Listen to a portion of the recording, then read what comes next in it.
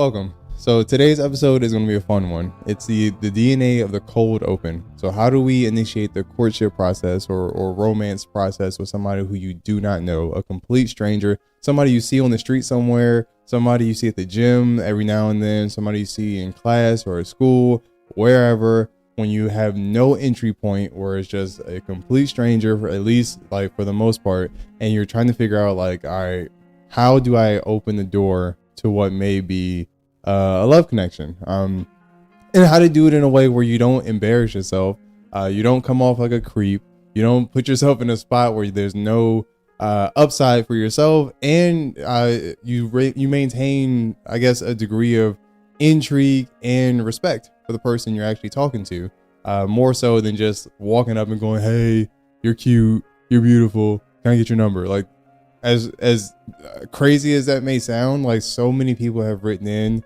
and they think that that's a good way to open up that circumstance. Like, they think that's a good way to start out, like, hey, how to meet somebody, by just opening up with the most generic lines ever. So hopefully today's episode is going to sort of touch on again, what does a cold open look like for a lot of different people in many different contexts and certain circumstances or situations. And then also, like, how do we do it? Like, how do we actually accomplish this goal? How do we achieve this mission in a way that's success? So first of all, I just want to address, like, one of the bigger questions I get is, why do I even do it? Like, again, like, why put myself in this situation where I'm potentially going to embarrass myself and look stupid? Well, first of all, I want to address and acknowledge that, yes, it is tough. You see somebody out there who you like, especially like in a big city. Let's say you're in like New York or something. You see a person who who is cute, and you're trying to go up and talk to them. Honestly, if you do it wrong, you might look not just stupid, but in this day and age, you might like look like a predator. Like, to be honest, especially if you're a guy. Like, that's one of the biggest concerns I've been reading in the messages that I've been getting is, like, how do I not look like a creep? Like, how do I not, like, put myself in a situation where I'm making a woman feel like I'm going to do something bad or dangerous or harmful? And to that, I say, like, hey, man, I hear you. Like, I get you. Like, that is a real possibility in this day and age. So you got to be mindful of that kind of thing. So, like, that alone makes it hard enough. But then you add the layer of, like, I'm putting myself out there in a way that's like, I'm going out on this romantic limb, extending myself in this realm of uncertainty, and the limb might break. Like, I might look stupid. I might look bad. Like, and I might not be able to shake it. That's the biggest question I've gotten is like when I get rejected, like, how you bounce back from getting rejected, especially when you get rejected more than once. Like, it's like being shot. Like, at least it feels that way. Like, I know that sounds kind of dramatic, but like it sucks. Happens to all of us in some capacity. So to that end, I say I respect where people are coming from when they talk about being afraid of this kind of thing. Like, it's a worthy concern to be worried about. However, it's important to try, and it's one of the biggest reasons it's important to try is because rejection is not guaranteed. Like, it's not something that's like bound to happen. Like, that's where our brain catastrophizes and says, like, hey, like, this is going to be the worst thing in the world, but most of the time it's not. Like, I've been rejected before. Like, it's painful. Like, I'll give you an example. When I was in grad school, right, I would take the train home every day from school, usually around 7-8 o'clock at night after a long day of class. So I would sit on the train, headphones in, not bother nobody for the most part. And one particular evening, I see this, young lady. She gets on the train, and she's exactly what you would think in that situation. I'm in a city. I'm like on the train. She gets on. She's beautiful, but of course she doesn't sit anywhere near me. I'm at one end of the train. She sits all the way on the other end of the train. And then on top of that, like, she has her earbuds in, and like the train is kind of crowded. So like, I gotta pick a street. Like, I'm either gonna walk up and talk to this lady, take a shot, and put myself out there, risk losing my seat, because once you get up like in the train, like, it's not seats being saved, so someone's going to take it. And then I'm going to, again, if you ever been on the train, you know how weird it is to go from one end of the train all the way to the other end of the train. It sucks. It's very conspicuous. But I was like, you know what? I'm feeling myself a little bit.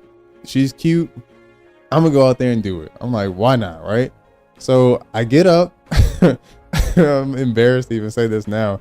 I get up, I walk all the way to the end of the train where she's sitting on, which feels like a million miles at that point. So like I'm walking and, you know, I'm squeezing through people. Got my it's January, so I got my big coat on, like my big unsexy, unattractive, like winter jacket, gloves, you know, my headphones in, my book bag, squeezing through people. And I get up to her and like she's sitting with her back to me, of course. And I go, hey, ma'am. And she doesn't hear me. So I'm like, shoot, like I uncommitted now. I'm all the way up here. Like I can't just quit. I gotta at least get her attention. So I tap her on the shoulder, which again, I'm cringing now thinking about it. Cause it's like, who wants to be tapped by a stranger? I know I don't. And if you are going to tap me, you better have a really good reason for doing so, which I didn't. I just thought she was cute. So, so I tap her on the shoulder and I go, hey, ma'am, you know, I was in the back of the train. I saw you and I just figured I'd come over and introduce myself because I think you're really, you know, gorgeous. And hi, I'm Deontay. And without missing a beat, she didn't take her earbuds out or nothing. She just looks up at me and she goes, aha! And then turns around and goes back to her world like I wasn't even there. So I'm sitting there like stunned, like, because I'm ready for a rejection. I'm ready for like, you know, hey, I got a boyfriend, or, you know, I'm not interested, but thank you, I appreciate it, that kind of thing. I'm ready for that. Like, I'm okay. That's cool. But what I wasn't prepared for is just to be laughed at and then to be summarily just dismissed like I wasn't even in existence anymore. And the worst thing about it was after that happened, like I turned to my left and there's this old man. He had to be in his like 60s or 70s, and he watched the whole thing. He saw me get up from my seat all the way to where she was sitting, squeezing through all these people, and he saw me get rejected. And when I turned and looked at him, he went, and it was it like broke me. Like it made me feel so like, damn, like I'm that guy right now. And I didn't realize like two things. It was suddenly hot as hell on the train now in my giant winter coat. And I didn't know what to do with my hands. Like I never wanted pockets more in my life. Like I didn't even, it was like worst case scenario, it's hot now because I'm heating up and then my hands are sweating. So I don't really want to put them in my pockets, but like I'm stuck and my seat's taken. So I can't even go back to where I was sitting at. So I'm like, what do you do? You know? So I stand there, I'm thinking, well, at least I timed it right. And I'm thinking like, all right, my stop is one stop away. So my plan was I'm going to get her number, of course, and then I'm going to leave off my stop and I'm going to walk away and make my getaway all cool, right? So at least I have that in my back pocket. Problem is for whatever reason, this one day out of all the days, like I literally get rejected or laughed at. And then the train stops for maintenance, like literally, and we're stuck. And it was one of those, like, you know how the train sometimes like is underground and sometimes it comes up above ground, and then it's like up on those like little like I guess those structures like above the city streets or whatever. We got stuck on one of those, so I can see outside and I can see my stop, and I can't get to it. So I had to just sit there and exist in it, just be stuck.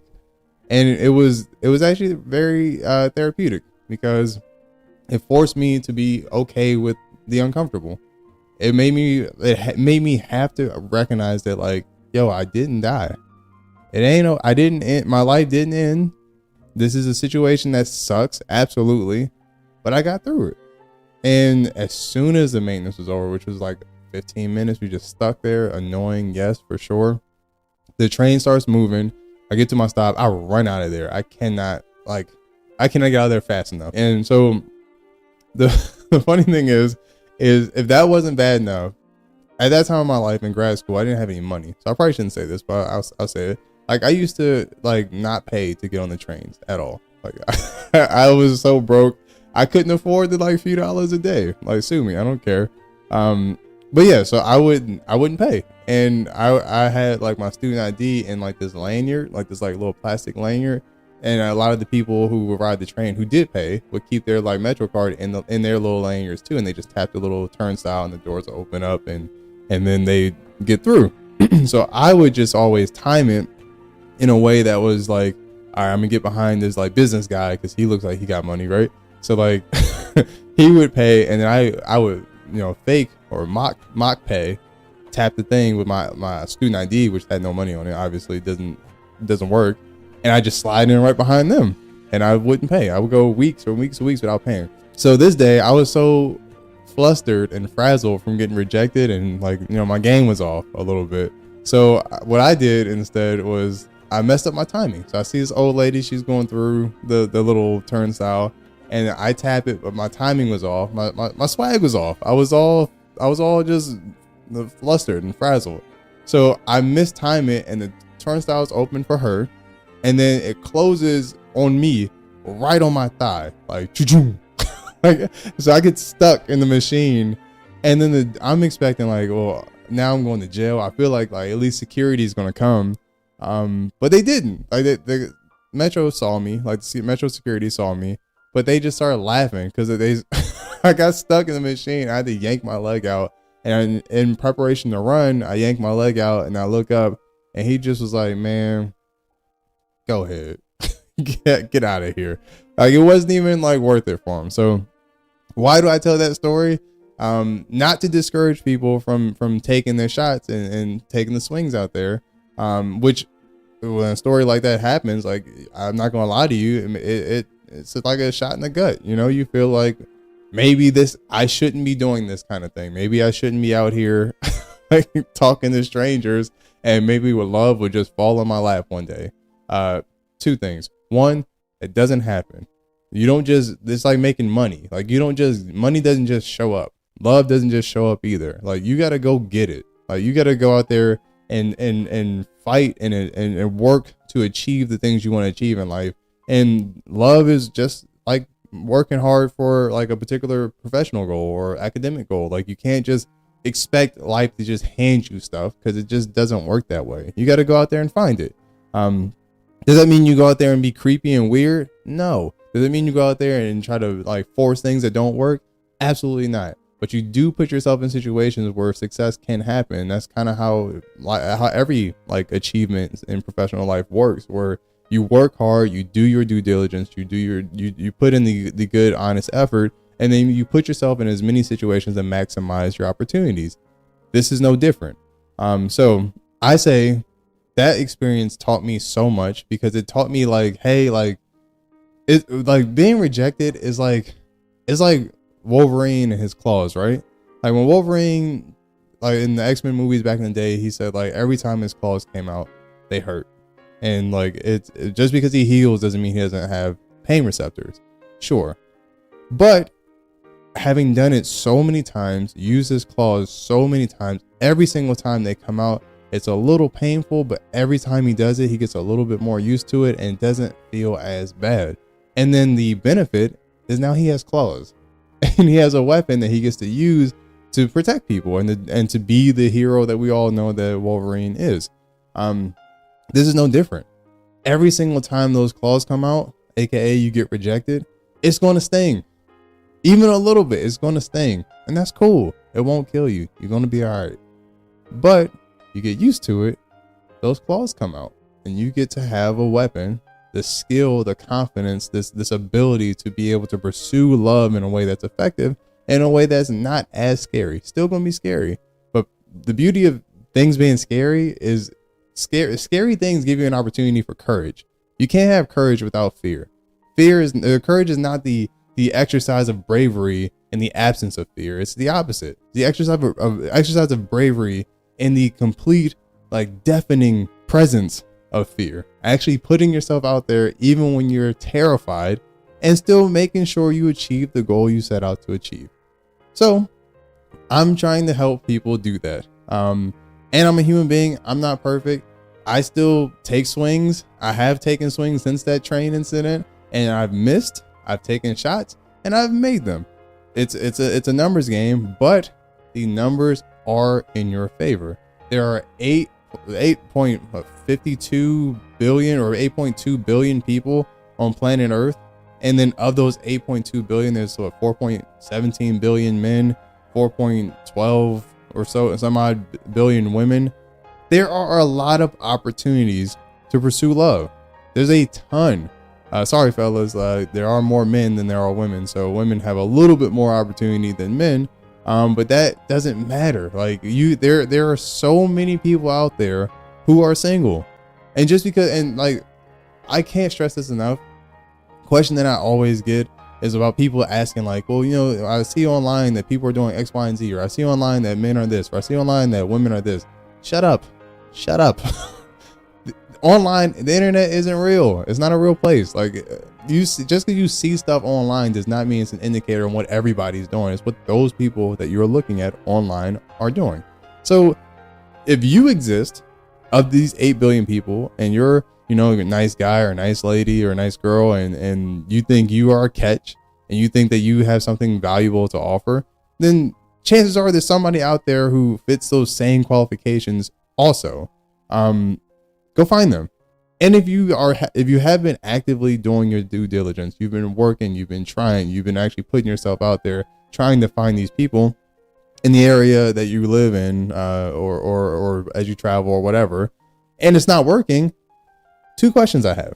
1, are there things about your personality or the things that you do or your expectations that are unrealistic or that are not necessarily helping your cause? That's 1 question, and only you can answer that question. I can't tell you that. You have to figure that out on your own. But 2, what pool are you fishing in? Like, because you can be a great, like, the worst thing a person can do is to decide, like, I'm like going to be alone forever, and I'm never going to find the right person because I've been going to the bar every single week and I can't seem to find love. It's like, all right, well, if you're an awesome person and you have a great job, and you were like, let's say you don't drink, and you are going to the bar looking for awesome people who have great jobs who also don't drink, you're going to a bar. So most of the people you meet in the bar are going to be people who drink. So you're already shooting yourself in the foot just to start off your search. So I would say change the dating pool you're fishing in, so to speak. And this is not gender specific. Like there's so many people. Like I had someone write in not too long ago who is a woman who was like, I'm looking to find a nice wholesome guy. And I was like, well, where are you looking? And she was like, she goes to raves and concerts all the time, which is nothing wrong with that. You ain't hurt nobody. Go to your raves, go dance it up at your concerts, whatever. But you're looking for a nice wholesome guy, go to a nice wholesome place.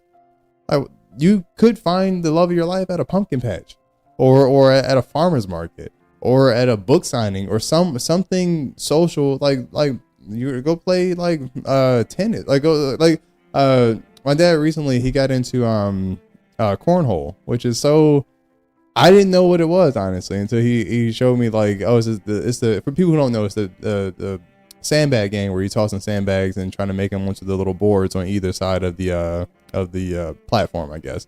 That's as best as I can. I got it with explaining it because I just found out about it myself not too long ago. So, but there's some cool people who play cornhole of all ages. Like, I didn't know this because it wasn't something I do. Like, I didn't grow up with that stuff. So like, but he does it, and he found some people contemporaries his age who he hangs out with now, and they're cool. So it's one of those things where it's like, you never know what's out there until you expand your scope to some degree. So so just keep that in mind. But in addition to that, rejection is statistically insignificant based on those numbers that I just gave you with the population of the planet. If you get rejected, I know it feels really painful. It stings. I know it can be very tough, but it's pretty much just the person who rejected you and maybe the people who saw it. And that's it. That's where it ends. Like, it doesn't actually go beyond that point. So the embarrassment is very temporary. and you can remove yourself from the situation. Actually encourage you to do so.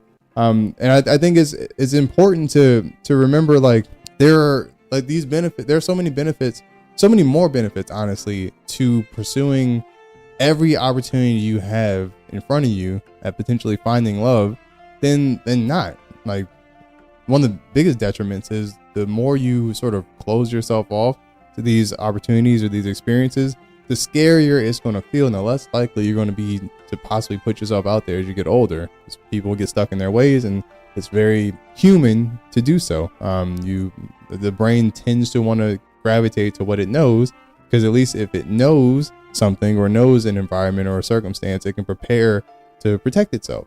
If it doesn't know, uncertainty can be perceived as dangerous or scary, which is why the dark is way scarier than any monster you can ever conjure up in your head, because the unknown in itself, we're biologically predisposed to at least fear to some degree, and to appreciate that it can be like potentially harmful in ways that we're not expecting or able to plan for. But if you can get past that, you actually put yourself in a situation where you can extend yourself to the people who might be the best fits for you, and then eventually find your way into a happy and loving relationship.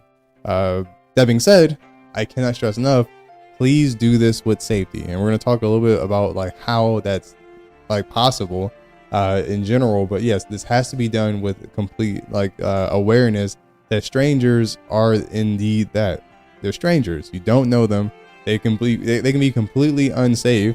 So just scrutinize the type of people you engage with, and then also how you establish boundaries with people you don't know if it goes well. If you get a person's number or their socials, like, that's great, but like, do this in a stepwise graded process where you don't necessarily open the floodgates of your life onto a person who you just met, giving them access to every bit of your heart and your mind and your mind and life situation circumstances without vetting them effectively. And you can't vet someone effectively in 24 hours. It's not possible. You don't know that person well enough. Like, give it time. And if a person is actually a good fit for you, they'll take that time with you. There's no rush.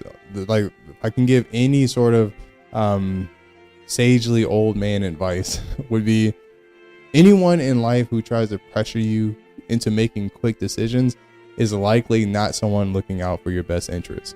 Like, good decisions are made in a manner that's measured, calculated, and actually strategic and well planned.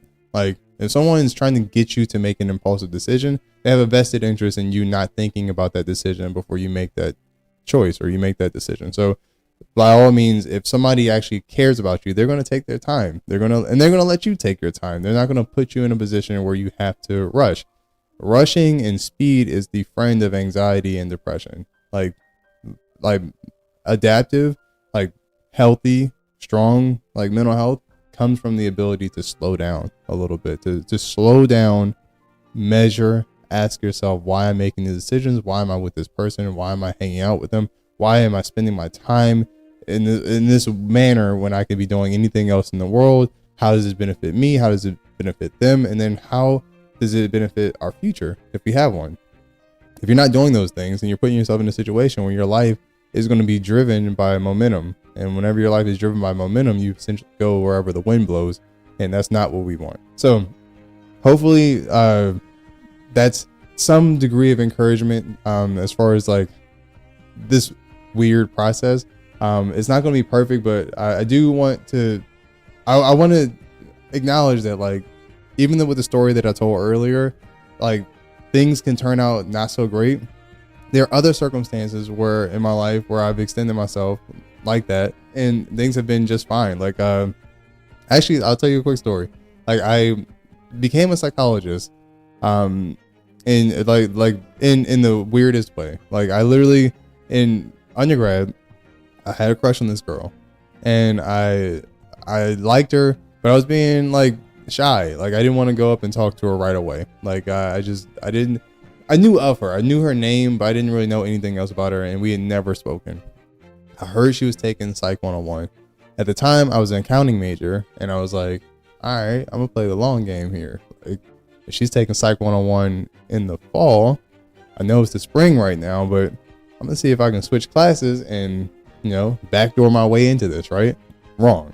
So I wait, it was like April, May. I set my classes. I wait the whole summer.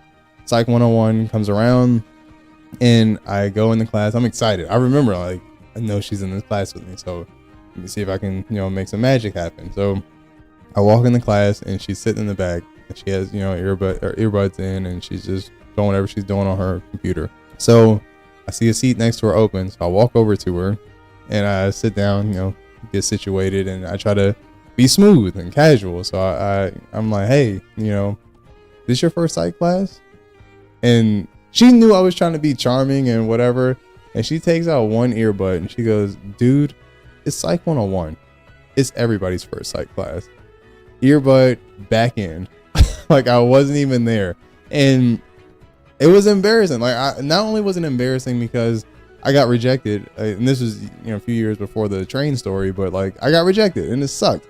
But I got rejected in front of people. Like I literally, it was like maybe 40-50% full. It was like 10 minutes before class, and I'm sitting there and I'm just stuck. Like not only does she not like me now, but I can't even try my luck with any of the other women in the classroom because they all know now that they were my second choice. Number one over here ain't feeling me like that. So I was stuck. I'm in Psych 101 now, which I didn't want to be in. I just liked her. And I have to pay attention now. And my professor, one of them was Dr. Samantha Ruckert.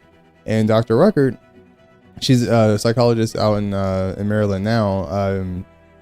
She actually, years later, after I developed a liking for psychology and obviously became a psychologist, she was the one whose name was actually placed on my licensure document from the Maryland Psychological Association or the board.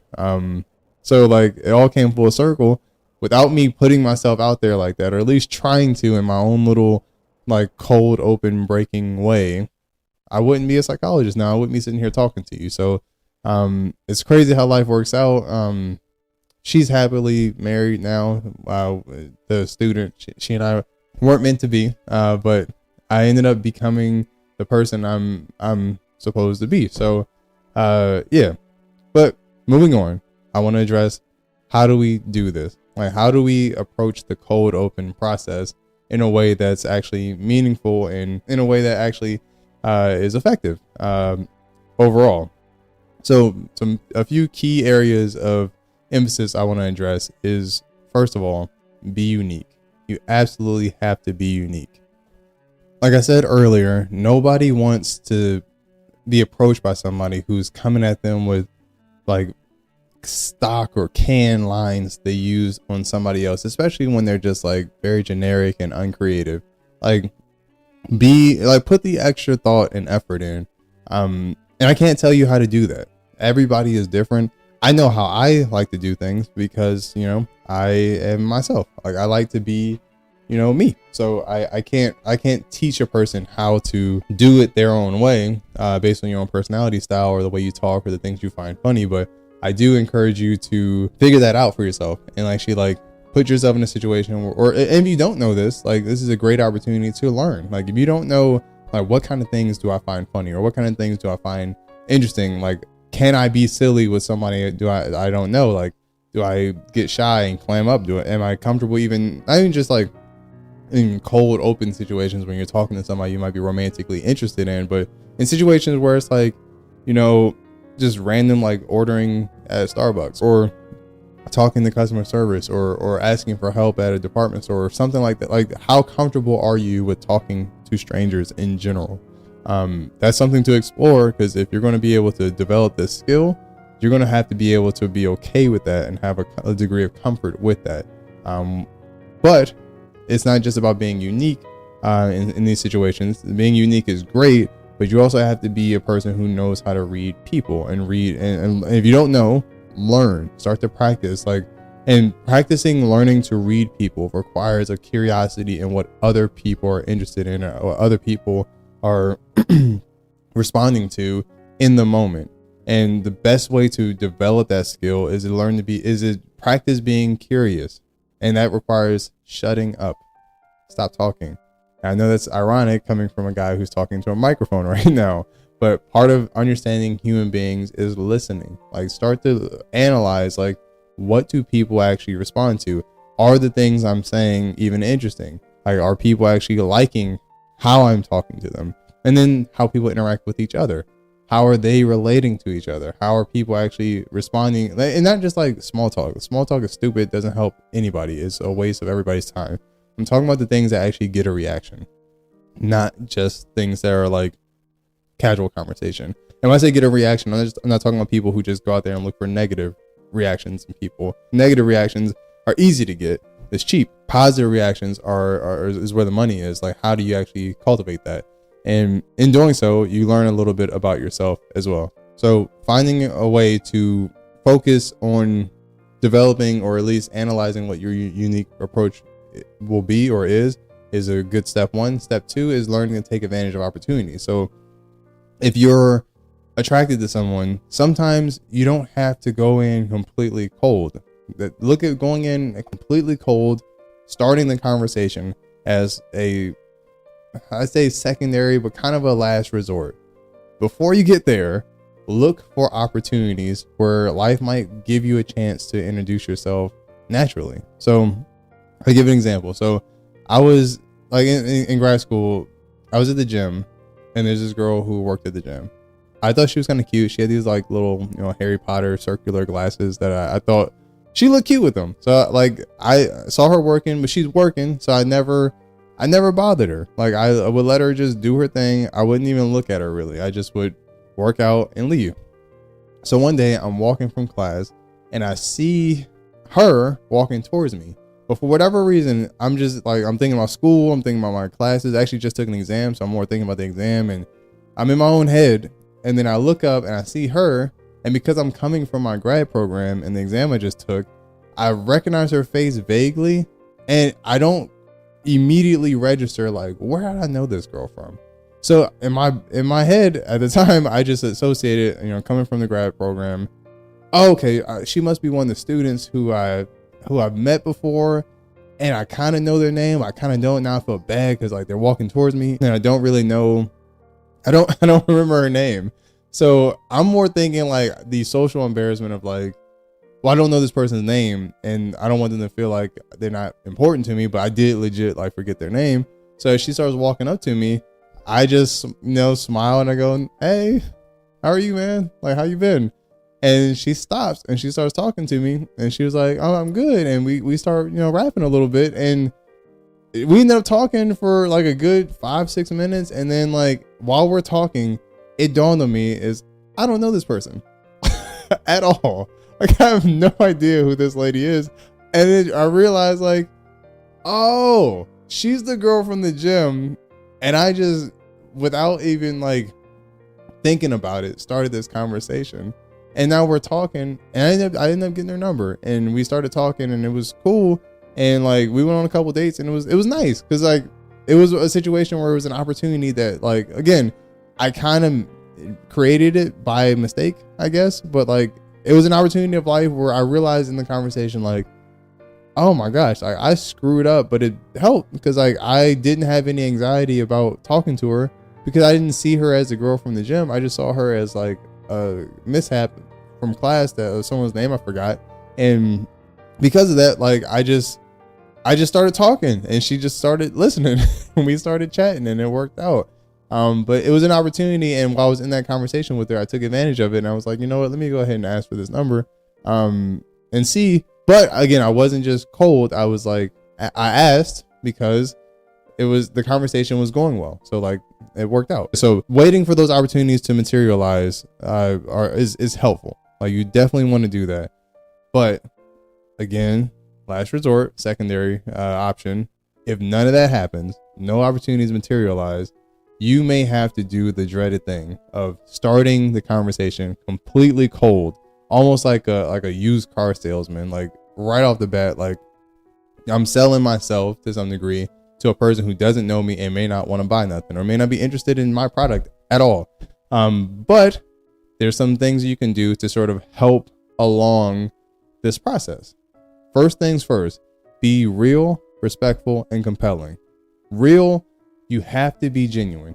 absolutely genuine. If you start off anything with a fake, phony foundation, two things happen. You put yourself in a situation where, shoot, like now I've crafted this fake persona around this person, and I I have to maintain that, and then I can't slip up and show my real self too soon or at all, because I might lose this person, which builds your whole relationship on a lie. And you don't want to do that anyway, because eventually you will be yourself. Like everywhere you go, there you are. Like somewhere along the line, you're going to make the mistake of being you. And if they're not down with that, that's on you. That's your fault. And it's dishonest as hell. Like show people who you really are respectfully, but like be yourself. If you don't know who yourself is, again, do some internal work before you start this whole process of walking up and talking to people you don't know. But with being real comes with being respectful. You have to be respectful. You do not know people. You don't know what people are going through. You don't know what's happening in their life. If you don't start with some degree of respect, you're going to lose the potential opportunity. Like the whole negging thing is not effective. I'm not sure why that became popular to begin with. It's effective to a certain type of person, but that's a certain type of person where even if it's quote unquote effective, like you're taking advantage of somebody who responds to negative treatment. And that's, again, this is wrong. You shouldn't be doing that. So be respectful. Recognize that like people have a lot of different things going on in their head, and you are not the star of their show. Like you are not in their life's movie. You are just an extra at this point. So you may become a main character if they like you, but if not, you remain an extra. So recognize that you're bringing extra to somebody's life, and be respectful of their time as well. And if they say no, maintain that respect. You like them enough to approach them to say anything, and if they're not interested, that's cool. That's all right. You're allowed to be attracted to people who are not interested in you. What you're not allowed to do is be angry at them for not being interested in you. That's not cool. You cannot let yourself fall into those patterns. It's just gross, but it's unbecoming of a gentleman, and you should not let yourself slip. But more than anything, it's just wrong. Like treat people with respect. And they always say the golden rule, treat people the way you want to be treated. Again, I heard it in a movie somewhere, but it stuck with me as a kid. Like treat people better than you want to be treated. Like set a good example. But that really leads us to the last step, is be compelling, real, respectful, and compelling. Recognize that you are intruding on a person's life when you're speaking to a stranger, when you don't know them, and you're trying to like weasel your way into being a romantic partner. And granted, and hopefully they don't have a boyfriend or girlfriend already, or husband or wife, but like you're already like a commercial break in their life, so to speak. So hopefully, to keep them from skipping your commercial, be compelling, be interesting right off the bat. Like don't waste time pretending. Don't try to backdoor your way into love either. Going back to the being real component, like be interesting, but make it clear that you're not just trying to slide your way into this with friendship. Like be clear, but also don't be creepy. Like there's a thin line between all of that. Like you have to find a way to navigate that. And if you don't, I mean, that's cool, but like you're not going to be successful at all. You're going to put yourself in a very, very difficult place. Also, being compelling is incredibly important, even if a person does actually find you attractive. I cannot count how many times I've seen with friends, or even probably in my own life, where I remember when I was in middle school, there's this girl who liked me, right? And I was a new student at the school. No one really knew much about me or my brother when we got there. And her name is Ashley. Ashley thought I was real cute. And Ashley, she would hang out by my locker at the end of the day as we were getting ready to get on our buses. And it was always like a fun interaction. But by day 2 or 3, I was boring. I was so nervous about her being around. She would walk up to me and start talking, and I would just be like happy that we were engaging at all, but I wasn't adding anything to the conversation. I just was like, "Hey, Ashley, like, how was class?" And she was like, "Good." I was like, "All right, cool." So I guess I gotta get on my bus, but You heading home too? And she's like, yeah, it's the end of the day. Cause yeah, everybody's heading home. And I was just boring. I was super duper boring. And by day 4 or 5, she lost interest. And I had it. Like, she was initially attracted to me, and I just didn't bring anything to the table worth her time. And I'm not saying like worth her time in some like pejorative way where it's like I have to, dance like some kind of monkey for this lady. But I wasn't like, I was trying to be too cool for the room, and I wasn't reciprocating her energy. She liked me, and all I had to do was just like her back. And I did like her back, but I was trying to be too cool, and I didn't show it in a way that was effective and helpful. So in a lot of ways, I blew it. That leads us to my next, tip is the 30-second rule. So the 30-second rule is pretty simple. If you have somebody in your sights, you're at the gym, someone walks into the gym, which is, again, we'll talk in another episode about, gym etiquette when it comes to this kind of thing, because that's a whole, episode on its own. But you see someone, 30 seconds or less. You have 30 seconds to be real, respectful, and compelling. Make a move. You do not linger. Do not lurch. It gets creepy. Don't stare. It gets weird. This ain't the movies. You don't put yourself in a situation where you're like glancing at somebody from a distance and then she's winking back and all that kind of stuff. That's cool. I'm sure it happens, but for most people, it does not. Don't do your best to make a decision. Pick a street. Either you're going to say something or you're not. If you're not, get on with your life. Let them get on with theirs. But if you're going to do something, 30 seconds to be real, respectful, and compelling. But with that comes my last tip, is to make a prompt exit. If the person you're interested in likes you back and you had the 30 seconds to be real, respectful, and compelling, and you did it, congratulations. You did the thing you set out to do. You achieved. You became the hero in your story. I'm happy for you. Get out of there. Don't waste time lingering. Even a person who's successful and achieves and gets a number or socials or whatever to follow up at a different time for a date, etc., that can be completely spoiled by you just lingering and ruining the magic. Get out of there. That's if you're successful. If you are unsuccessful and they do not like you, or you're unsuccessful and they are not interested and they find you to be a nice human, but they don't want to date you or be romantically attached to you in any capacity, remain respectful. Like, someone doesn't get less cute just because they said no. Like, if you were attracted to them enough to speak to them, cool. Keep that same energy, but get out of there. Leave. And most time this is an easy one because you're embarrassed already. So leaving feels fine. You want to put yourself in a situation where you maintain your dignity, but you also, to do this, you want to make sure you plan ahead in that 30 seconds. Like, always have an exit strategy. Know where your exits are. Unlike me in my train situation, I didn't know where my exits were. Like, that's not true. I had an idea that my stop was coming up, and I had an idea that I'd get off the train quickly, but I didn't plan for the potential that maintenance could happen. I rode the train all the time. I've been stuck in maintenance before. I should have thought that through, but I didn't. I was impulsive. I took a shot. I swung and missed, and that's cool. Then I got stuck. But you can avoid being in situations like me by just planning ahead, at least as far as you can within reason, and seeing if you can sort of mitigate those sort of exit concerns like me on the train. If you can do those, you put yourself in a situation where at least you give yourself a fighting chance if you're starting this cold open process. But with that being said, give yourself grace. Anything you do that's new is going to be hard to figure out at first. I didn't feel comfortable talking to random strangers, essentially, not just for dating or relationships, but just in general, passing off flyers for the podcast or going up and talking to someone or talking in public for speeches and whatnot. I didn't feel comfortable with that until maybe 40 to 50 times reps wise in.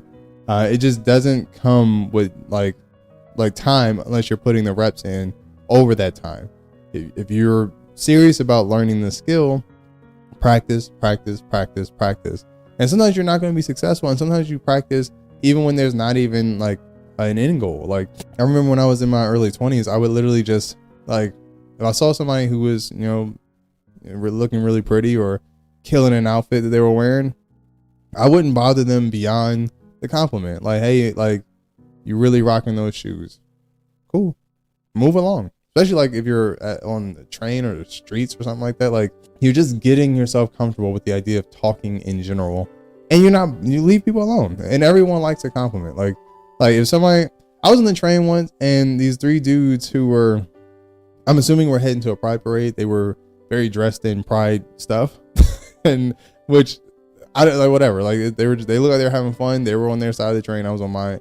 And then one of them looked up and he was like, hey, light skin, you looking cute down there. And I wasn't offended. I just was like, oh, thanks. I appreciate that. Like, I was like, cool. Like, I don't know what my outfit was saying to people right now, but like, I'm kind of killing it because he said I'm cute. So like, it was fine. I didn't take it personal. And I also didn't let it go to my head as a compliment. You don't respond aggressively to compliments or criticism. You try to find a way to stay in the middle. But yeah, like practice. Like I said, be creative, but then also accurately scrutinize what you are bringing to the table and the situation and circumstances that you're initiating these interactions in, so you don't put yourself in a situation where you're making yourself look like an idiot, essentially, or you're making other people uncomfortable. And that's probably the most important. Like, when you're engaging with people you don't know, like, recognize that like you are the person starting this situation and you're the one initiating this potentially uncomfortable circumstance.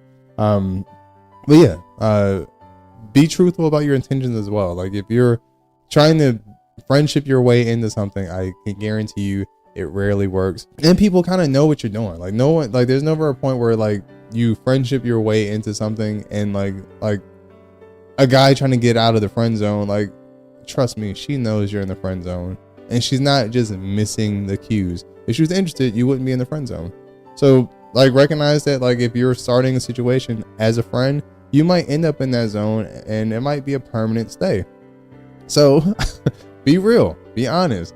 And if she's not interested, be cool with that. Let it go. Let her go. Let her live her life. You don't have to start and find love with every single person you meet on the street. At the end of the day, you only need one. You only need one. I do want to share a silly story that I had of me trying to be real respectful and compelling. Not too long ago, actually. I was trying to be creative and I was waiting on the train and I was, I had my headphones on and I, my hands on my book bag straps or whatever. And this girl, she stands next to me on the platform. I actually didn't notice her at first because I was just, in my own head listening to my podcast or whatever. Not my actual podcast. I was listening to a comedy podcast. It'd be kind of psychotic for me to be listening to myself. But I saw her and I looked to my right and we made eye contact for like a half second, probably just because a strange man turned her way. She just out of instinct looked back. But I looked as I took off one earbud and I was like, hey, you so pretty, you just made me cute. And she laughed. And like, it was one of those things where like, I didn't push it further. Like, she laughed. She said, thank you.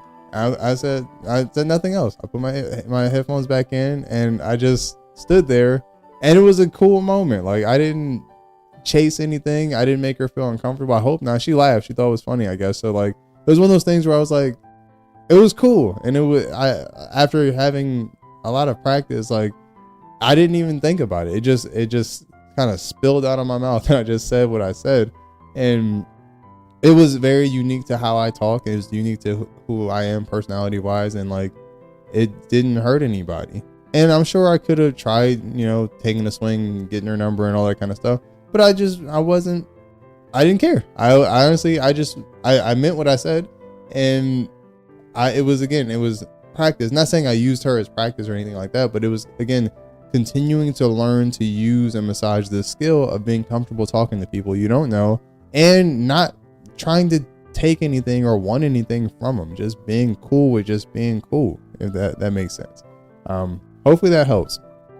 But yeah, I do want to end on some listener feedback, some of the questions people have written in, because I feel like I have been writing people back, but like some of these things I feel like will be generalizable to the whole audience. So I wanted to touch on some of these questions and see if I can offer some help.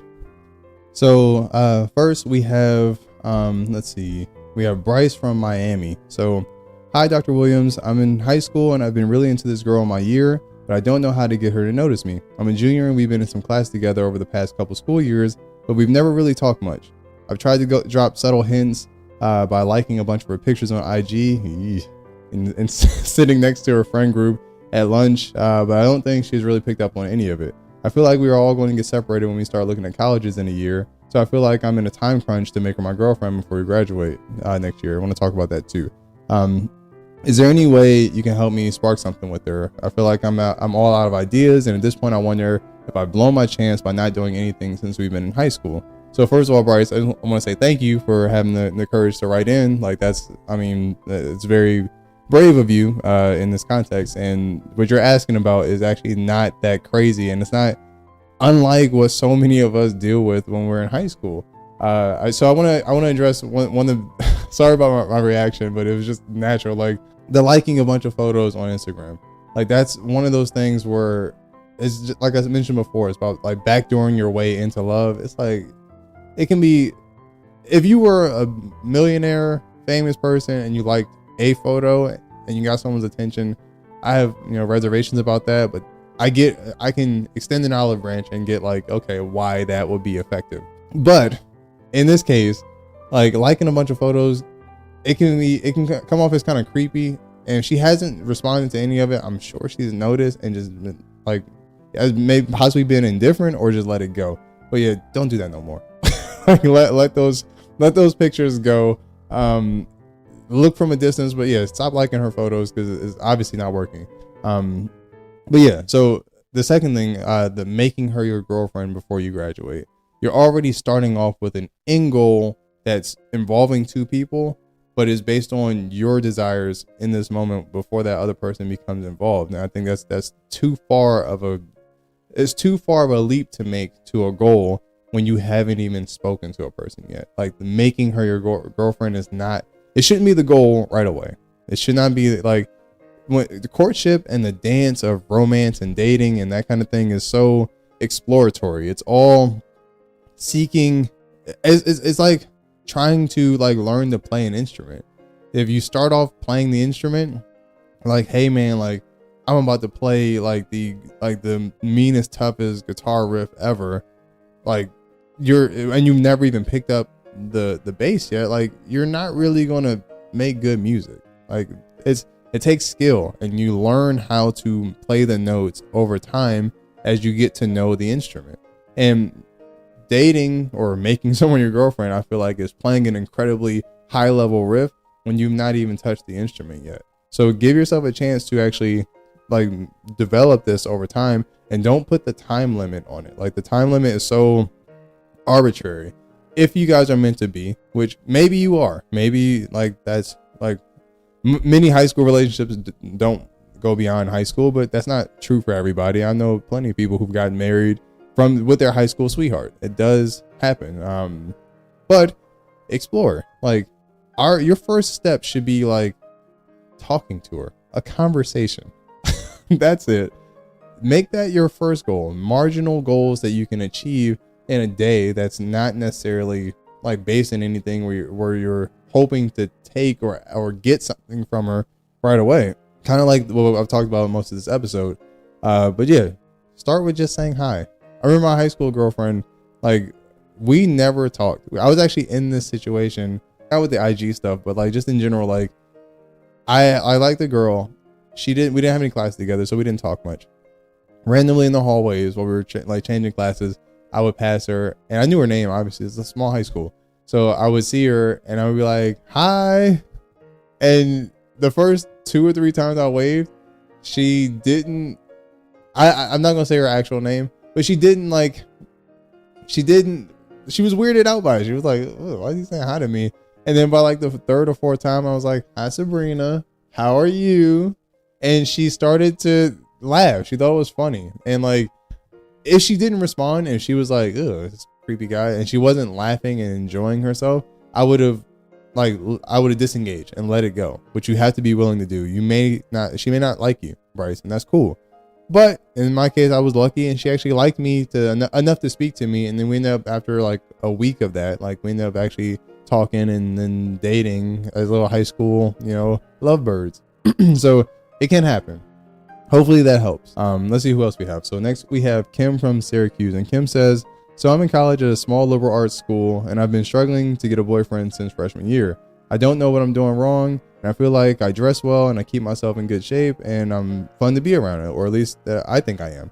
But boys don't seem to really care. Correction, boys I'm interested in don't really seem to care. Like there's one guy who's in one of my classes who I think is kind of hot, but he sits way on the other side of the lecture hall, and we never talk. And I never see him out at any of the bars, so I feel stuck. How do I get to know a guy like this if we never actually talk?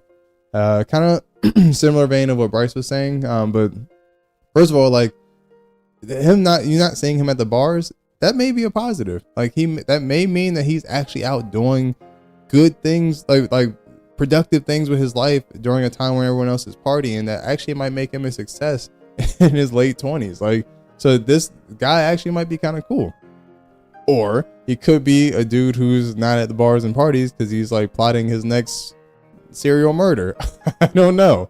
Let's hope not the second one. And maybe he's an entrepreneur who's, busy doing productive things. But first of all, like I love the confidence, like knowing that you dress well, knowing that you keep yourself in good shape, knowing that you're like at least believing or feeling like you're fun to be around. That's great. For your self-esteem and confidence. I'm with that. I like that. I love that. However, all those qualities are awesome, but they're not as awesome if no one ever knows you have them. Like if I have a six-pack, that six-pack is cool, but if like I don't ever get myself in a situation where like it becomes relevant, then like no one knows I ever have it, and the person I'm dating or married to, like they won't know because I've not created a circumstance where we're talking, kind of like your situation here, Kim. So in this situation, I would say, hopefully this doesn't sound like very basic level feedback, but like as a dude, any woman who talks to you, any woman is going to at least get your attention for a second, because women rarely ever walk up to men and say anything. It just doesn't happen, and doesn't mean that like it's a bad or a good thing or anything like that. I think it's just a level of difference between men and women. It doesn't happen, and that's okay. That's okay. It's just one of those that like facts of life kind of thing, which is great in your case, because even if you don't know this person, even if he hasn't noticed you yet, as a dude, especially a young man, if you walk up to him and just say, "Hi, my name is Kim. How are you?" That seems so basic, but it will at least make him talk to you if he's interested. And if he's not interested, a lot of guys are sort of raised by like societal cultural norms to just be nice when women talk to you. Like if a guy walks up and tries to tell another guy something, guys are typically rude and not interested. But if a woman who, like you said you dress well, you keep yourself in good shape, you're fun to be around, that bubbly energy is going to come as a benefit in your favor. Speak up, say hi. And it doesn't have to be creative or clever. I know I said be creative before, but for men are simple. If you just come up and say hello, you already speaking to a young man when he never gets spoken to by women who he doesn't know, like a woman who he doesn't know, like that is creative enough, because it will be something new that he likely is rarely experienced in his life, and it will at least get the ball rolling. What happens after that? What happens after that circumstance? I leave up to your fun-loving personality that you said you have. Clearly, hopefully that helps. But yeah, please feel free to write back in and let me know how that turns out, Kim. I'm curious to see what happens. But lastly, we have Sam from Austin. He says, I'm 31 and single and it ain't popping. I feel like you always see alpha male guys on TikTok talking about how great it is to be an eligible bachelor, as if the women just fall from the sky the second you leave your apartment. Maybe they do, but where I live, it doesn't seem to be raining very much because I'm in a serious drought. Oh, I feel like I'm a decent enough fella and I'm doing okay money wise as an accountant at a local firm, but the chickens don't seem to be clucking with me right now in general. All jokes aside, I actually am one of those guys who wants a family and I want to meet the right woman to settle down with. I'm just struggling with knowing exactly how to do that. And I feel like I'm past the bar phase of my life. And other than working 40 hours a week, I tend to chill at home when I'm not at work. I tried dating apps for a little bit, but then I got discouraged when I didn't get many matches. So I'm wondering what the next move might be. In this weird dating world we live in these days, how's a guy like me find love? Preferably someone attractive. Okay. Well, I appreciate I appreciate you being so honest. Sam, what an interesting guy. So, all right. So Sam, so you're 31 and you're in Austin. So you're already in a pretty like hip, like kind of popping, like small-ish city. Which is great because a lot of young people, like I've been to Austin. Austin's great. Like it's a young happening. This sound like an old man, but like it's a young happening spot. So like this could be great for your circumstance. The biggest red flag. Oh, and I hate using the term red flag. I feel like it's overused these days. But one positive. Sounds like you have a sense of humor and you're not taking yourself or your situation like overly serious, and that's great. That's awesome. That's wonderful. But it sounds like you're working 40 hours a week and then you're just at home and the dating apps didn't work. So it sounds like that was the plan. Like I'm just going to work, go home and the dating apps. And then if they don't work, I'm just kind of stuck. And I'm like, to that, I say you're not being creative enough. Like right at this second, Sam, I don't know you personally, but I'm saying from what you wrote in, it sounds like your creativity meter is a little depleted. If you're working 40 hours a week, hey, respect, proud of you, man. Like rock on with your grind, make your money. However, like that leaves a whole weekend where if you just chilling at home, you said it's not raining women, but I don't see where you expect the women to be raining from. Like it don't rain indoors. You gotta go outside the house, bro. And if you don't go outside the house, I don't know where you expecting to find love. It's not gonna be on your couch, and it damn sure ain't on your computer or your phone. So dating apps are in many ways overrated. They should be supplemental to the main event. The main event is getting out there, putting yourself in situations where you possibly can meet the love of your life, supplemented by dating apps. If dating apps fall into the realm of being your main event, like this is the main way I meet women or the main way I meet people in general, you in deep trouble, bro. Like that's literally like saying like, you know, I've lived my life eating appetizers. It's like, first of all, it's not healthy, but second of all, there's no main course here. Like this is boring, like let alone like unhealthy, but also it's like you can't get by with just side items, man. You got to have the main course. And obviously your experience has shown that like it kind of like that approach, the dating app approach isn't necessarily working. So get outside, like do something interesting or fun that puts you around young people in general, not just young women, but young people. You're 31, you're a relatively young dude, like you're a professional, so you have the money. So start looking up a few options. Like one, look up like sort of early day, early morning, early afternoon events in your area, farmers markets. Can't remember if you said you had an animal or not, but if you have a dog, like find a dog park, go places where people are going to be. So you at least get out of the house, get some practice leaving the house to do stuff. Even if you don't really have anything to do, just pretend, make up stuff. If you don't like farmers markets, who cares? Just go walk around, point at stuff, look at stuff, go home. If you have a dog, go to the dog park, let your dog actually get some exercise, look the part. Go to Whole Foods, walk around in a circle 30 times and then leave. Don't even buy nothing. Like just get comfortable getting out the house. Once you knock that phase down, like phase 2 would be finding things that people are doing, young people are doing around the city that actually seems interesting and interactive. So like in the city where I live in, I know there's some cooking classes that people go to. There's actually a singles yoga event that's like local. And I know Austin is a very like yoga-y kind of place, so I feel like Austin would have that kind of thing. There's run clubs all over cities. If you don't like running, I don't care. Like it's good for your body, it's good for your health.